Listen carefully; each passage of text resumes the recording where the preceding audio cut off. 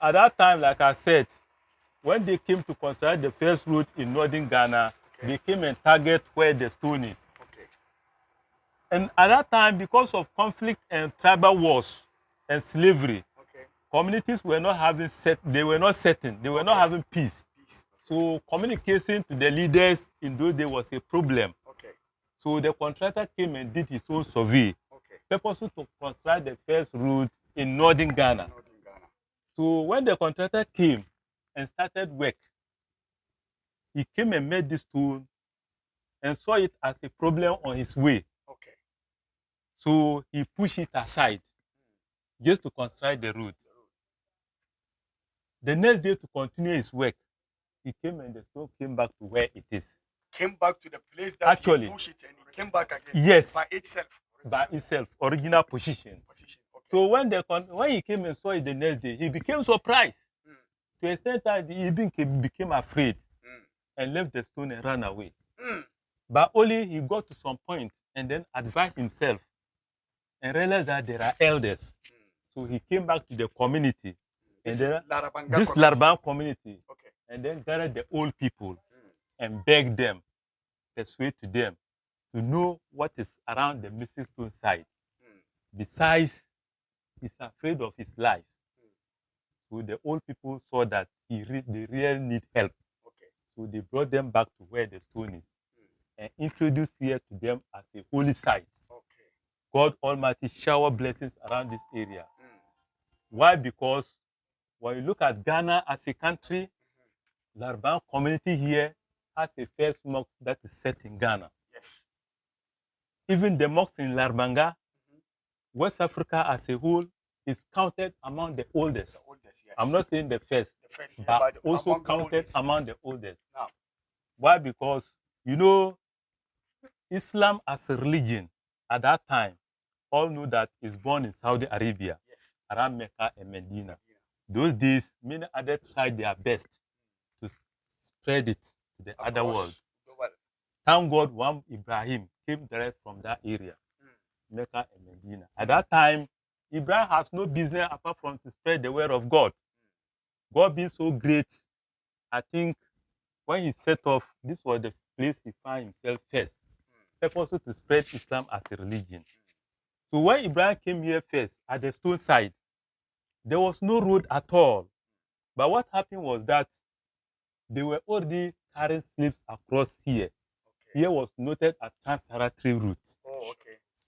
You understand? For slavery. For slavery. And you know slavery in those days threatened peace. One, they kill innocent life. They maltreat old people.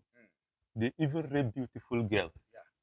So when Ibrahim came and saw the activity of slavery, actually it was a worry to him. Besides, Islam means peace. So he needs peace to spread Islam. So all he could do is to depend on prayer. And you know, prayer as a weapon, everything is possible. So Ibrahim spent time here, day in and day out, offering prayers in the name of God. According to what we heard, he sits on this stone every day, every night, concentrating on prayers. And through prayers, peace prevails. No more slavery, no more conflict. Then you know, Islam and prayers at that time, they don't joke. Then you have to target to put up a mosque first. So Ibrahim walked around this area, trying to look at a place that is convenient for the mosque. But as you can also see, the land is not all that convenient. It's so rocky and slopey. By that time, what happened was that he was having a spear.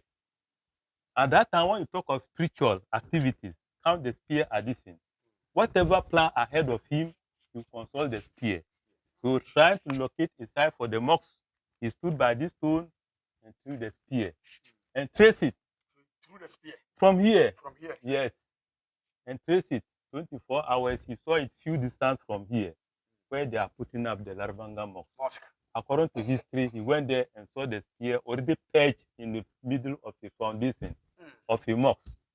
So he went there and introduced the foundation to the workers. So they start working it. And you know, those days, putting up a mosque is like communal labor for every generation. So he broadcast the news to the catchment community. So they all gather to put up the mosque. So after building the mosque, he brought his people back here. Do you know what happened? No. So he remembered that he left his Holy Quran behind in Saudi Arabia. So he did a prayer and then called for it. And the Quran followed in 24 hours. So the Quran, Yeah, which is in Larabanga, yeah, that Quran was in Saudi Arabia. was in Saudi Arabia. Yeah, And actually. the Quran came to Larabanga in Ghana. In Ghana, actually. So who brought it? Actually, he did a prayer and called And he for it. asked Allah to bring it for him. Actually, yes. And then the Quran came. Yeah. So that means the angels brought the Quran. Actually. So that is a full Quran. I'm telling you, when you see the Quran, you know what happened? Nah. When the Quran came, Yeah. it was his first wife who saw it early dawn when she was trying to come out to urinate. In the morning. So he saw it and she was shivering. So meanwhile, the elder man was already aware of the Quran. So she called her back and then went outside and performed ablution and brought it inside. So the Quran is still in this. I'm telling you, the Quran as you see it is still in the community, but it's different from this ordinary Quran that you're seeing. What is the difference between the package of the design of the Quran and the package and the container is different from this ordinary Quran, as you can see it. When they are even bringing it out occasionally to read, they carry it. That the respect given to it. Oh, okay. It is that it's not all that big. How size is Actually, it was sizable Quran and covered with black blanket. Oh, okay, yes. Okay. So they annually brought it out. Yes. Okay, annually just to read for the blessing of the peace around Ghana. That is why the main reason why we can see peaceful. And then, like I tell you, when they read it, it will tell ahead of time what will happen in future generations. So you have to be alert. Whatever that you're doing, then you have to be careful. And then go by the way the Quran explained to you. So the Quran will explain, was it the elder or the imam will explain to you what will happen in future? Or no? We have a leader who actually reads what the Quran interprets to him. That is okay. Yeah. Okay. You know, we have past prophets. I know. Their ears and whatever they are doing. So actually, when the Quran came, then he gave it to the community, telling them to regard it and to learn it, to know what is right and what is not right. Because the Quran serves as constitution to the whole community. It will tell you what to do and what not to do by reading the Quran. But this particular area, Ibrahim brought them back here and introduced it to them, saying that here, at the stone side, they should take special care of this area. It's a blessing. Whatever that is your challenge, offer prayers in the name of God. But be careful not to cry worries to the stone. He said the stone has nothing to offer you. Yes, the stone has nothing to offer you. At all. But you are just it has zero. It's Allah who is giving Allah is giving you anything. But if you don't know and deviate your cry and deviate and cry worries to the stone, nothing will follow you. Yeah, that is that is shirk. Actually. That is shirk. Yes. If you could remember Rasulullah sallallahu alayhi wa sallam, he kisses the Adar al-Aswad when he goes to Kaaba. Right. So when the time of Umar went to the Adar al-Aswad and Umar said, if I saw Prophet Muhammad kissing it, other than that, this is just a stone. He cannot do nothing to me. Exactly. But I just saw the Prophet kiss it. Exactly. So that is the main reason why I'm kissing it. So Adar al-Aswad cannot do anything to you. It's just a stone. It's just an ordinary stone. This stone, he cannot do anything to you. It's just a stone. But it is just a blessing that when you come in and you go for the prayer. Or it's a sign of a holy site. Exactly. Where you can identify and offer your prayer. Wholeheartedly. You understand? Yeah. And this stone, actually, honestly, that's the purpose we are around it. To tell what to do and what not to do. Don't damage it. No sacrifice. Don't actually rely. Don't even common water. We don't send it here at all. But wholeheartedly with the faith and belief. When you offer a prayer here, what type of prayer? The prayer is that, you know, human being has many challenges. Yeah. But they follow a ladder. Yeah. One, whatever they are doing, pray for good health first. You understand? Yeah. Pray against your enemies. Yeah. Pray for your work site. Pray for security for yourself. Also pray that God should actually guide you in society and protect you from your enemies and give you society love. Yeah. When that is done, you're okay. You're okay. Besides that, so people stand here and just raise your hand and pray, right? you can either even stand outside. Oh, you can sit down here. It's saying the whole zone is the holy side. Okay. I'll pray. But you can purpose. You can also touch it. Yeah. There's no problem. Okay, inshallah. But anything after before we leave, we will also make a prayer, so Allah will accept it. Yeah. Inshallah. Actually. For the blessing of the area. Yeah. That is the one. But I'm not praying for with the stone. No. No, I'm praying to God. To Almighty. Around the area. Yes. And sometimes too, the man even said that honestly, prayer is not all that compulsory here. Yeah. Like the 5 daily prayers for Muslims. Yes. Here is your interest and belief.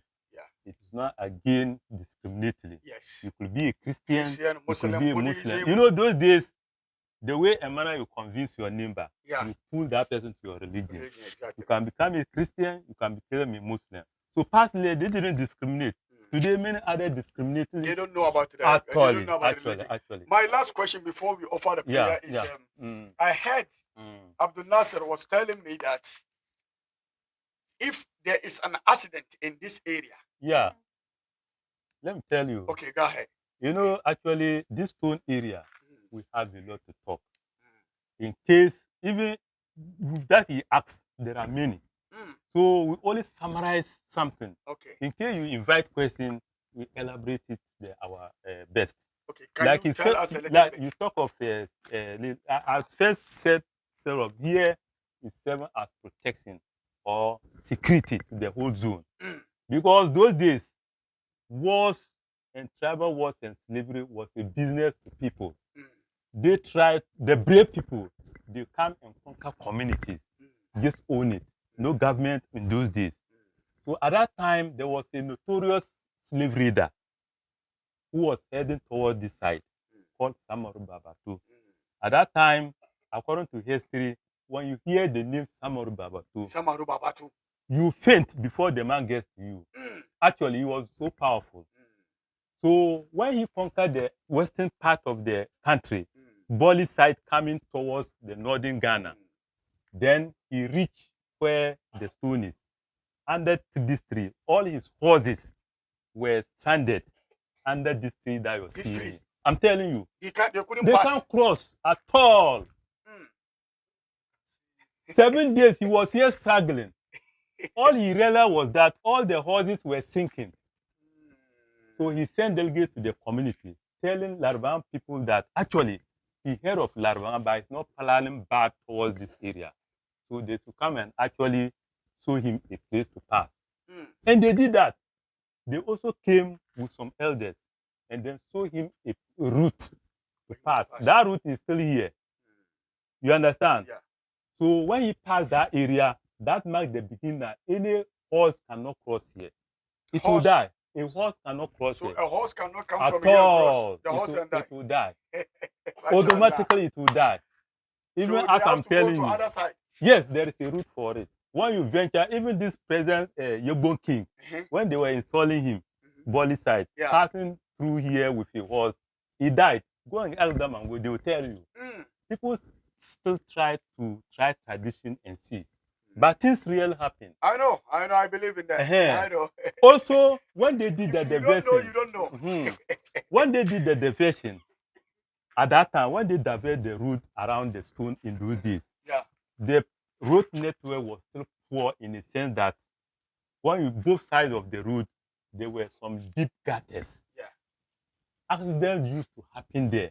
You can't count them. But thank God, they couldn't even record a single death. Single life lost at all. So up to now, no accident in this area can be lost. We believe because we have never seen. Okay. But in real sense, the people have seen, not the community alone. Outsiders who come through the festival. You know, one day, the festival day, here was crowded. At that time, an OSA truck, bus. Yes. Oh, that time we call OSA. OSA. Yes. I know OSA. Just to testify many others to the world, it had an accident here. So like the ties were raised. More than 70 people were inside. But Nobody died. I'm telling you. Nobody died. I'm telling you honestly. Nobody it's died. That we are marketing here. I know, I understand. Because many others come and witness the distance. All right, inshallah. So as you can see, like I said, it's not long talk. I know. Like if you come here and you don't have time, can we talk all this? No. So whatever that we put here is a summary. It's a summary. You understand? This is just a summary. And next time when we have a chance, we also come for more. Yes. But